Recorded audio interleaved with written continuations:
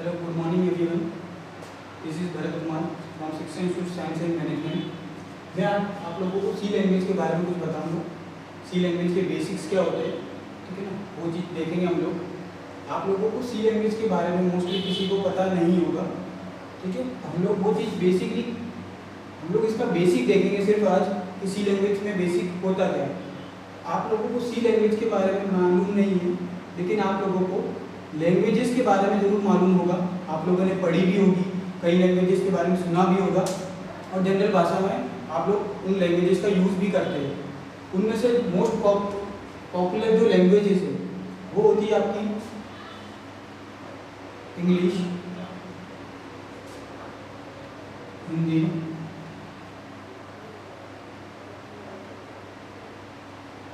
और गुजराती.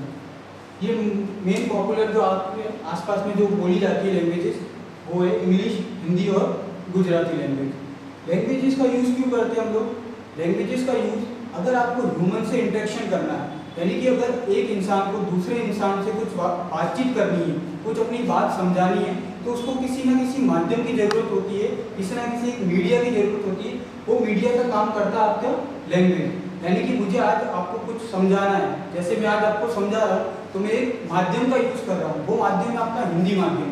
अगर आप लोगों में से अगर किसी को हिंदी समझ में नहीं आती तो वो मेरी बात, जो मैं बात आप तक पहुँचाना चाहता हूँ, वो इस बात को समझ नहीं पाएगा.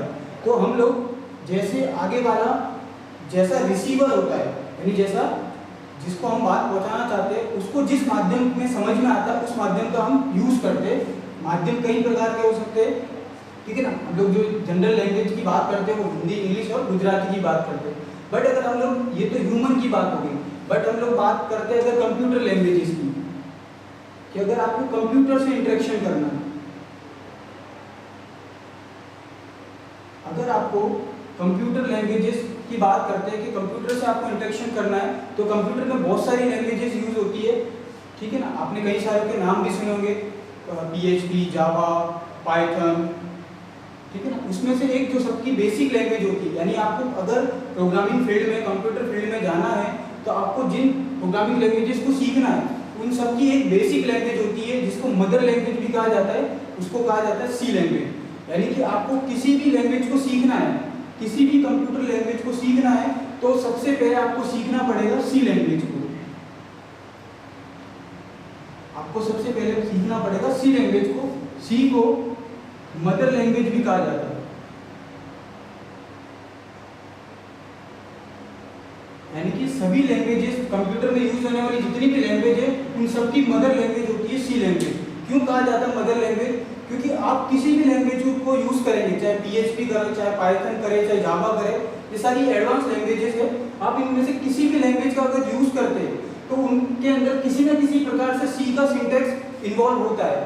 अब सिंटैक्स और सी क्या होती है, वो सारी चीजें हम डीपली आगे जब पढ़ेंगे धीरे धीरे तब उनके बारे में जानेंगे. लेकिन अभी आपको केवल इतना जानना है कि आपको अगर किसी भी प्रोग्रामिंग लैंग्वेज को पढ़ना है, अगर किसी भी प्रोग्रामिंग लैंग्वेज को सीखना है, कंप्यूटर फील्ड में अगर आपको बढ़ना है आगे, तो आपको सबसे पहले जो लैंग्वेज सीखनी होती है वो लैंग्वेज होती है सी लैंग्वेज. क्लियर है? ठीक है ना. अब सी लैंग्वेज में भी बहुत सारी टर्मिनोलॉजी होते हैं, बहुत सारे टर्म्स होते हैं, उनको हम धीरे धीरे हम समझने की कोशिश करेंगे. तो सबसे पहले हम देखते हैं एल्गोरिथम के बारे में. एल्गोरिथम क्या होता है कि किसी भी प्रोसेस को या किसी भी टास्क को अगर आपको असाइन की जाती है, किसी भी टास्क को अगर आप स्टेप बाय स्टेप पूरा कर रहे हैं और उस स्टेप को अगर आप इंग्लिश के वर्ड्स में लिखते हैं, रिपीट करता हूँ मैं, वापस से सुनना, कि किसी भी अगर प्रोसेस को आप स्टेप बाय स्टेप पूरा करते हैं और उन स्टेप को इंग्लिश के वर्ड्स में आप लिखते हैं, तो उन स्टेप्स को लिखने की लिस्ट को पूरा कहा जाता है एल्गोरिथम. यानी कि जो स्टेप्स आपने फॉलो किए वो स्टेप्स अगर आप इंग्लिश की लैंग्वेज में अगर आप किसी पे लिखते हैं तो वो जो स्टेप्स है वो आपकी एल्गोरिथम कहलाती है. यानी कि आपको अगर कोई टास्क असाइन होती है, अगर आप जैसे स्कूल में भी जाते हैं तो वहाँ पे आपको कोई होमवर्क के तौर पे अगर कोई आपको एक टॉपिक दे दिया कि इस टॉपिक के ऊपर आप एक निबंध लिखिए, तो आप क्या करेंगे, उस टॉपिक के ऊपर सबसे पहले आप कुछ गूगल करेंगे, गूगल पे सर्च करेंगे, या किसी बुक्स के अंदर ढूंढेंगे, उन चीज़ को सर्च करेंगे, या फिर आप किसी पढ़े लिखे टीचर या किसी भैया से या घर में कोई भी जो भी आपके बड़े हैं उनसे आप सलाह लेंगे कि इन टॉपिक के बारे में मुझे कुछ एडवाइस कीजिए, इनके बारे में कुछ बताइए. ठीक है ना। उन सारी चीज़ों को आप क्या करेंगे, उन डमी डेटा को आप कलेक्ट करेंगे और किसी ना किसी पेपर पे आप लिखेंगे। देन उसके बाद क्या करोगे आप लोग, उस पेपर पे लिखी हुई सारी चीज़ों को आप पढ़ेंगे, आप खुद एनालाइज करेंगे कि उन चीज़ों में से आपके लिए क्या इंपॉर्टेंट थिंग्स है, क्या महत्वपूर्ण चीज़ें है, उन चीज़ों को आप कहीं ना कहीं आपकी जो फेयर कॉपी होगी उसके अंदर लिखेंगे। तो इस काम को करने में आपको काम क्या असाइन हुआ था कि आपको किसी एक टॉपिक के ऊपर कोई निबंध या कुछ ऐसे लिखना था।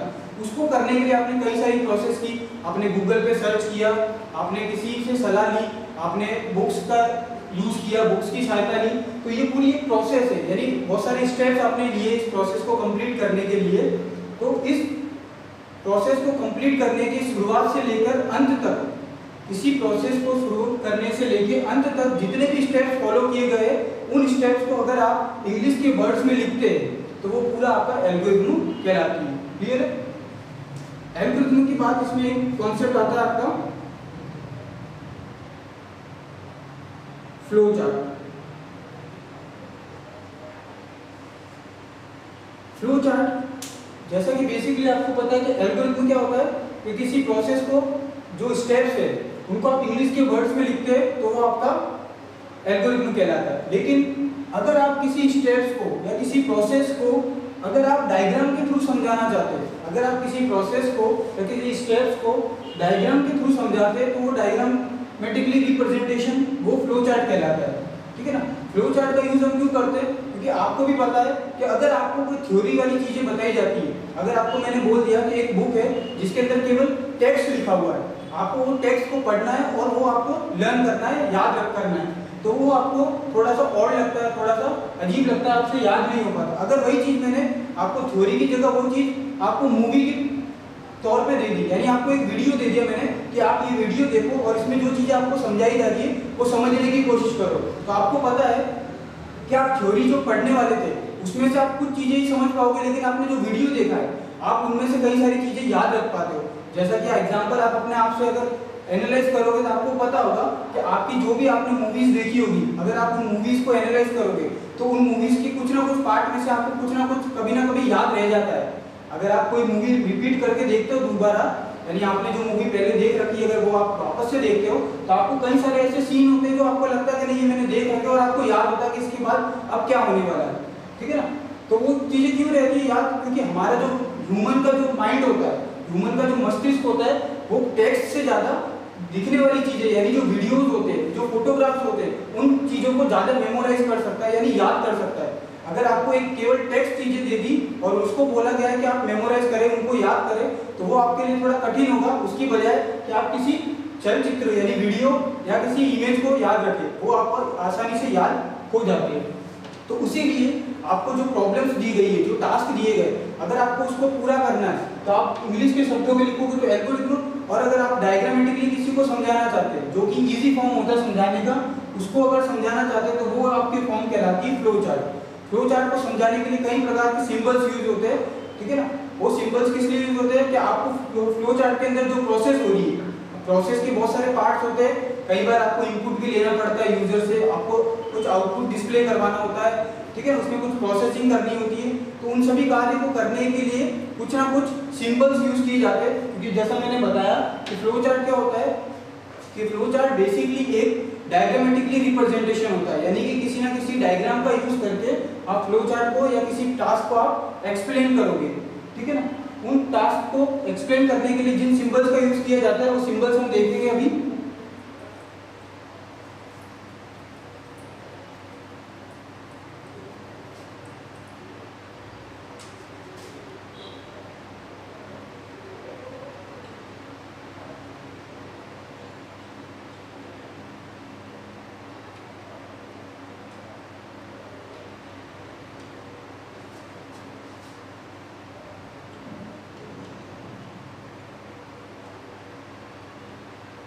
सिंबल्स ऑफ फ्लो चार्ट, यानी फ्लो चार्ट में कौन कौन से सिंबल यूज होते हैं वो हम देख लीजिए। सबसे पहला सिंबल यूज होता है आपका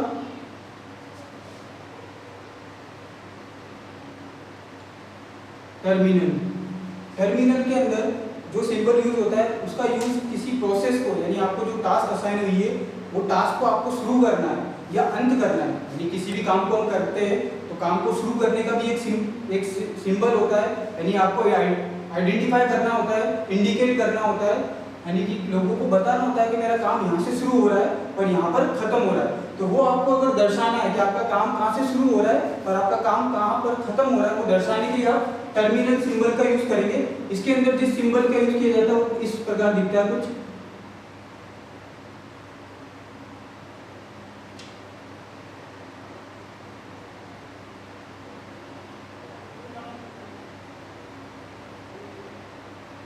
आपका टर्मिनल सिंबल कुछ इस प्रकार का दिखेगा। इसका यूज किसी भी प्रोसेस को, ठीक है ना,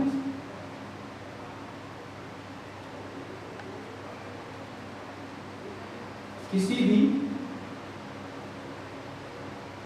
प्रोसेस को स्टार्ट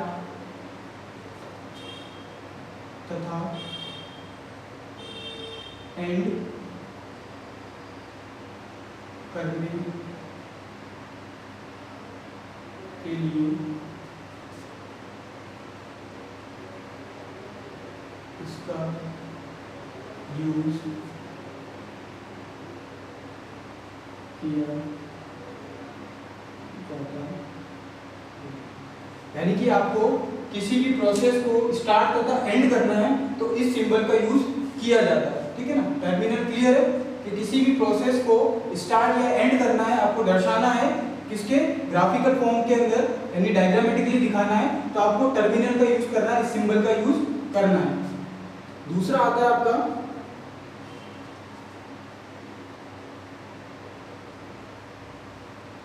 इनपुट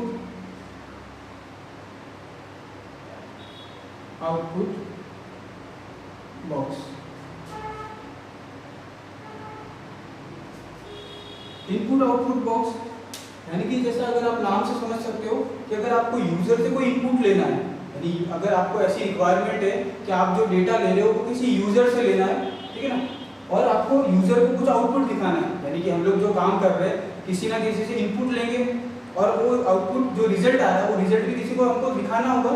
तो वो रिजल्ट दिखाने के लिए और इनपुट लेने के लिए जिन बॉक्स का यूज किया जाता है या जिन डायग्राम का यूज किया जाता है वो डायग्राम आपके इनपुट आउटपुट बॉक्स कहलाते हैं। ये कुछ इस प्रकार से दिखेंगे।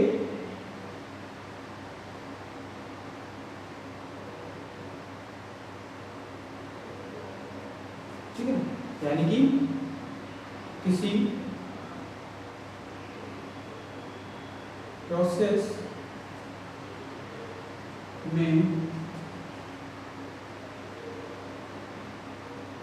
इनपुट तथा आउटपुट को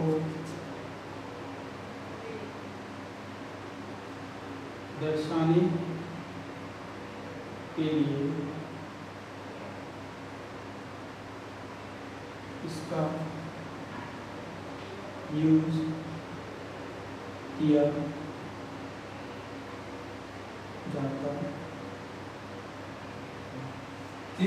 किसी प्रोसेस में अगर आपको इनपुट तथा आउटपुट को दर्शाना है तो उसमें इनपुट आउटपुट बॉक्स का यूज किया जाता है। होप आप दोनों आपको ये दोनों टॉपिक या आपको ये दोनों सिंबल क्लियर होंगे। नेक्स्ट हम तीसरे सिंबल की तरफ बढ़ते हैं।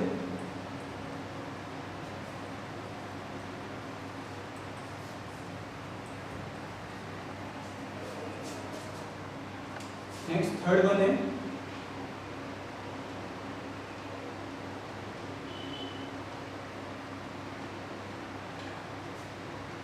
Processing box. प्रोसेसिंग बॉक्स यानी कि आपने कुछ डेटा भी ले लिया, लेकिन अब आपको आउटपुट जनरेट करना है, यानी आपके पास कुछ इनपुट तो है लेकिन आपको रिजल्ट बनाना है। अब इनपुट का यूज करके आपको अगर रिजल्ट जनरेट करना है तो उसके लिए आपको कुछ ना कुछ प्रोसेस करनी होगी। वो प्रोसेस करने के लिए ये वो प्रोसेस ग्राफिकल फॉर्म में दर्शाने के लिए, डायग्राम के फॉर्म में दर्शाने के लिए आपको जिस डायग्राम का यूज करना है उसे कहा जाता है प्रोसेसिंग बॉक्स। वो आपको इस तरह से दिखेगा, एक रेक्टेंगल शेप में।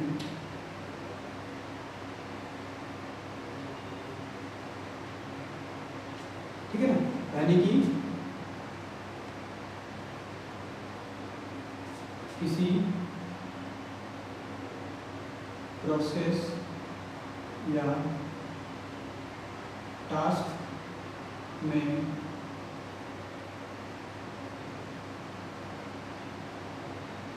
होने वाली प्रोसेसिंग या प्रक्रिया को दर्शाने के लिए इसका यूज किया जाता है। ठीक है, किसी प्रोसेसिंग बॉक्स यानी किसी प्रोसेस या टास्क में होने वाली जो प्रक्रिया है, जो प्रोसेसिंग है, उसको अगर आप दर्शाना चाहते हो तो आप इस बॉक्स के द्वारा दर्शा सकते हो। ठीक है ना। फोर्थ है आपका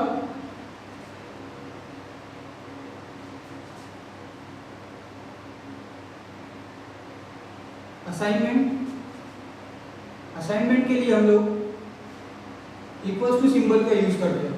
असाइनमेंट का मतलब होता है कि अगर आपको किसी वेरिएबल में कोई वैल्यू पुट करनी है, यानी कि जैसे हम मैथ्स में पढ़ते हैं, आप लोग पढ़ते होंगे मैथ्स में a equals to 10, b equals to 5, इस तरह से, यानी कि इसका मतलब होता है कि जो 5 है, जो नंबर 5 है, वो b के अंदर एलोकेट किया गया है और जो 10 है वो a को एलोकेट किया गया है। तो इसी प्रकार अगर आपको फ्लो चार्ट में कोई वैल्यू पुट करनी है किसी वेरिएबल में, तो आप असाइनमेंट ऑपरेटर का यूज करते हैं। इसको हम लिख सकते हैं इस तरह से कि किसी प्रोसेस में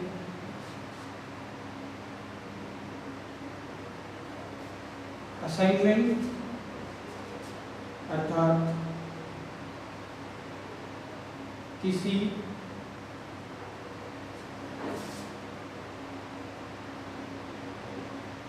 वेरिएबल में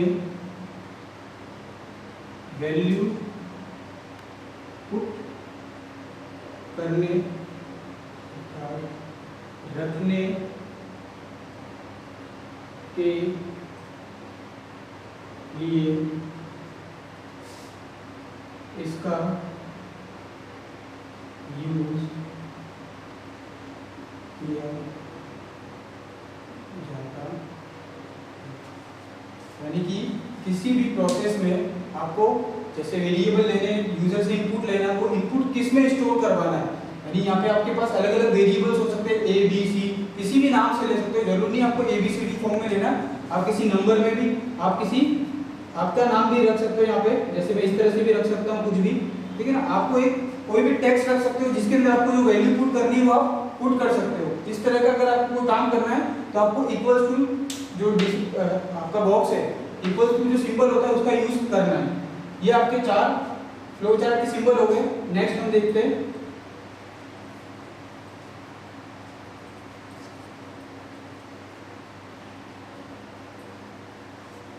नेक्स्ट 5th नंबर पे आता है आपका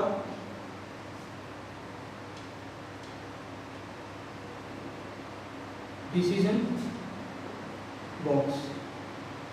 जैसा कि आपको नाम से पता चलता है डिसीजन बॉक्स, डिसीजन का बॉक्स होता है निष्कर्ष करना, यानी आपको कोई डिसीजन लेना है। ठीक है ना।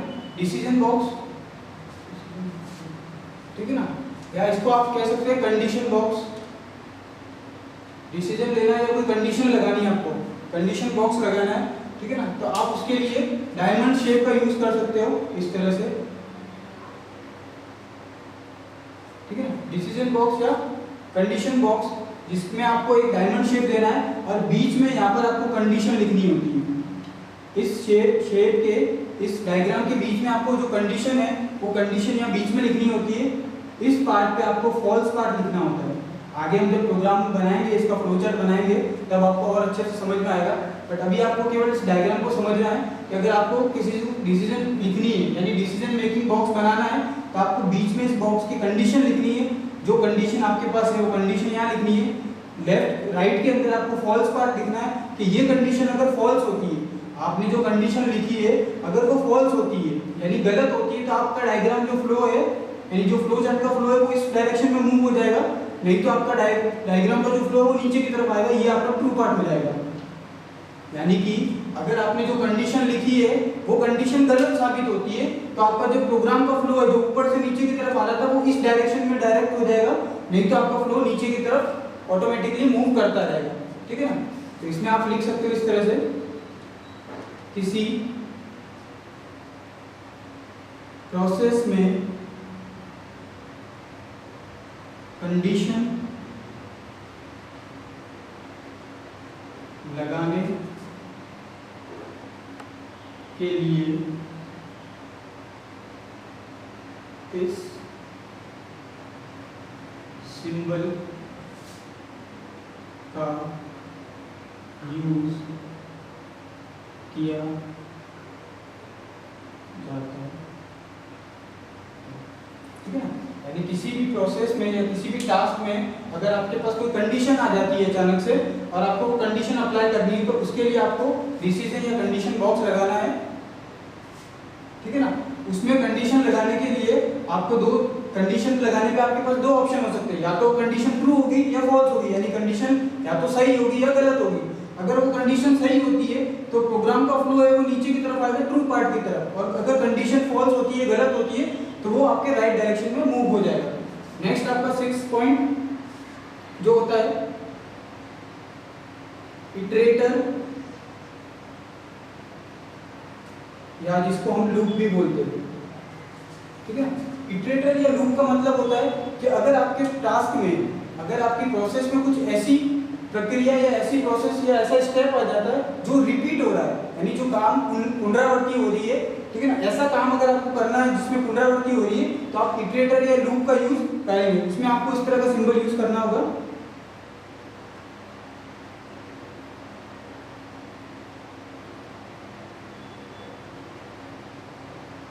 इस तरह का यूज करना है जिसमें आपको यहाँ पे कंडीशन लिखनी होगी इसी में। ठीक है ना, और ये लूप रिपीट होता रहेगा बार बार। ठीक है ना, यानी कि आपके प्रोग्राम में या आपके टास्क में कुछ ऐसी कंडीशन है जो आपको रिपीटेटिव करनी है, पुनरावृत्ति करनी है जिसकी, तो आप वो लूप के अंदर लिख सकते हो। ठीक है ना, इसमें आप लिखेंगे किसी प्रोसेस में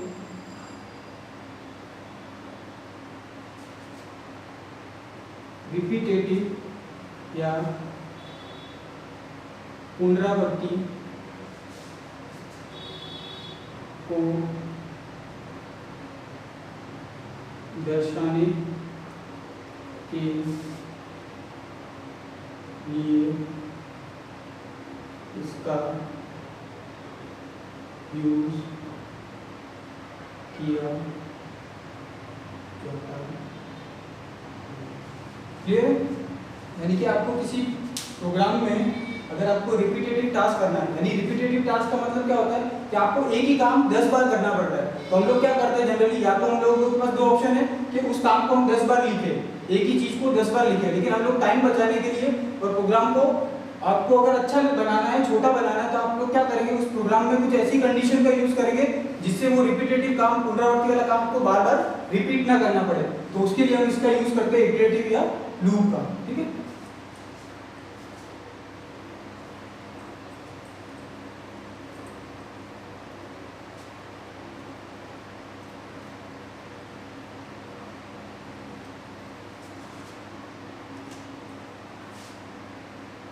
नेक्स्ट है आपका कनेक्टर।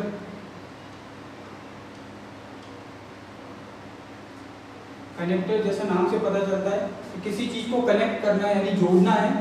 ठीक है ना, जोड़ना है आपको, तो उसके लिए इस तरह का सिंबल यूज होता है आपका कनेक्टर। ठीक है ना, जोड़ने के लिए इसका मतलब क्या होता है कि आपका अगर फ्लो चार्ट कोई बड़ा बन रहा है, अगर आपने जैसे नोटबुक के ऊपर राइट डाउन किया, उसको लिखा है, आपका एक पेज के ऊपर यहाँ फ्लो चार्ट आपने बनाया, लेकिन यहाँ पे स्पेस कम पड़ रहा है, आपको दूसरे पेज के ऊपर लिखना है उस प्रोग्राम को, या इस फ्लो चार्ट को दूसरे पेज पे बनाना है, डायग्राम को बनाना है। तो अब वो दोनों पार्ट एक ही प्रोग्राम के, एक ही फ्लो चार्ट के पार्ट है, लेकिन वो डिवाइड हो चुके हैं। आपको उन दोनों के बीच में लिंक जनरेट करना है, दोनों को जोड़ना है आपस में, तो वो जोड़ने का काम करता है आपका कनेक्टर। ठीक है ना, यानी किसी प्रोसेस को आपस में जोड़ने के लिए अर्थात लिंक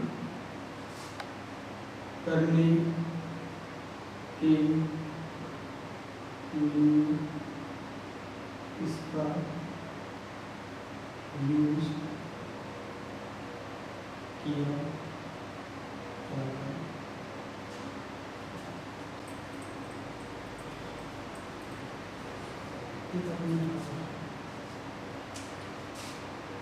लास्ट है आपका एरो, ठीक है ना। एरो सिंबल है लास्ट आपका। एरो सिंबल यानी आपके फ्लो चार्ट के अंदर आपको डायरेक्शन दिखाना है कि आपका फ्लो चार्ट किस डायरेक्शन में मूव हो रहा है, उसके लिए आप एरो सिंबल का यूज करते हो। एरो में जैसा आपको बेसिकली पता ही है, 4 प्रकार के एरो होंगे आपके,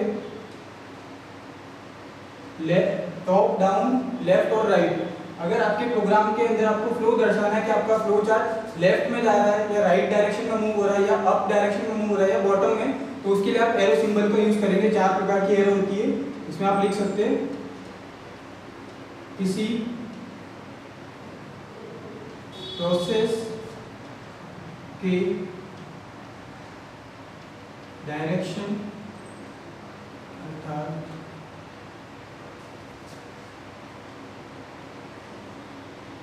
दिशा को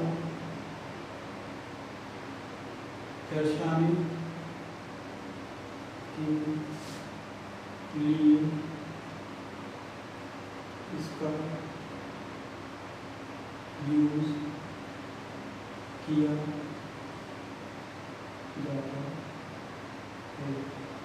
यानी कि किसी प्रोसेस के डायरेक्शन, या इसको बोल सकते हैं किसी प्रोसेस के फ्लो डायरेक्शन को, किसी प्रोसेस के फ्लो डायरेक्शन अर्थात दिशा को दर्शाने के लिए इसका यूज किया जाता है। इसको फ्लो लाइन भी कहा जाता है, आप एरो भी बोल सकते हो या इसको फ्लो लाइन भी बोल सकते हैं कि आपके जो आपने प्रोसेस बनाई है, जो आपने फ्लो चार्ट बनाया है, आपको उसमें कई जगह आप बनाओगे जब आपको एरो सिंबल का यूज करना होगा, आपको बॉटम एरो ज़्यादा यूज करेंगे आप। उसके अलावा जैसे हमने डिसीजन मेकिंग बॉक्स और उसके अंदर कंडीशन मेकिंग बॉक्स और इटरेटर में लूप, इसमें हमने देखा इस तरह के 2 एरो बनाए थे। यहाँ पे आपने फॉल्स पार्ट लिखा था और यहाँ पे आपने ट्रू पार्ट लिखा था, ठीक है ना। तो ये जो एरो यूज हो रही है, ये डायरेक्शन दिखा रही है कि अगर आपकी जो कंडीशन है वो कंडीशन अगर ट्रू होती है तो नीचे की तरफ मूव करेगा और अगर फॉल्स होती है तो राइट की तरफ मूव करेगा। तो इस एरो का यही काम होता है कि आपके फ्लो चार्ट का जो किस तरफ में आपका फ्लो मूव हो रहा है, डायरेक्ट हो रहा है, वो आपको इससे दर्शाया जाता है, ठीक है।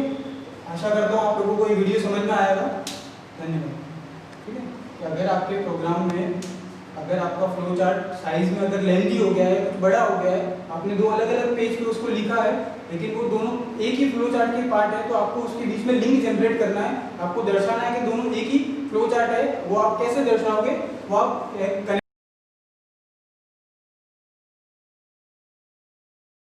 कनेक्टर के द्वारा दर्शाओगे।